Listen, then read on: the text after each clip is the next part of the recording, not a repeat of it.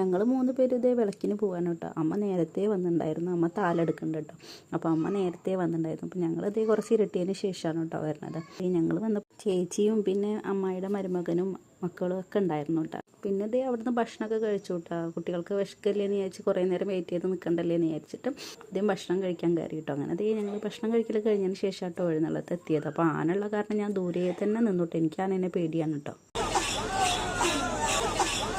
പിന്നെ അതേ അനിയേട്ടൻ പോയിട്ട് ഈ കുട കാണാൻ നല്ല ഭംഗിയുണ്ട് കേട്ടോ ലേറ്റ് എത്തണം. പക്ഷെ അത് വെറുതെ ഇങ്ങനെ കൊണ്ടു നടക്കാനേ പറ്റുള്ളല്ലോ എന്ന് പറഞ്ഞപ്പോൾ അനിയേട്ടൻ പോയിട്ട് വണ്ടി വാങ്ങിച്ചു വന്നു കേട്ടോ. അങ്ങനെ ആ വണ്ടിയിട്ട് അവൾ നടക്കാത്ത സ്ഥലമില്ല. കുറേ ഞാൻ അവളെ പിന്നാലെ നടന്നിട്ട് പിന്നെ ഞാൻ അനിയേട്ടനെ തന്നെ ഏൽപ്പിച്ചു, എനിക്ക് വയ്യാന്ന് പറഞ്ഞിട്ട്. ഇങ്ങനെ എല്ലായിടത്തും നടക്കുന്നുണ്ട് കേട്ടോ. അങ്ങനെ പിന്നെ അനിയേട്ടൻ പിന്നാലെ നടന്നിട്ട് പിന്നെ വെടിമരുന്നുണ്ടായിരുന്നു, അതൊക്കെ കണ്ടു. ഒരു 11-11:30 ആകുമ്പോഴാട്ടോ പിന്നെ തിരിച്ചു വന്നത്. പാർമോളാണെങ്കിൽ നല്ല ഹാപ്പി ആയിരുന്നു കേട്ടോ. അവൾക്ക് എവിടെയോ പോയ പോലെ ഒരു ഇതായിരുന്നു. ഞാൻ വിചാരിച്ചിരുന്നത് അവൾ ഒന്നിനും സമ്മതിക്കില്ല എന്ന് കേട്ടോ. പക്ഷെ എൻ്റെ പ്രതീക്ഷയൊക്കെ അവളെ തെറ്റിച്ചു. അവൾക്ക് അവിടുന്ന് വരണമെന്നേ ഉണ്ടായിരുന്നില്ല കേട്ടോ. അപ്പോൾ നമ്മുടെ ഇന്നത്തെ കുഞ്ഞിവിടെ എത്രയുള്ള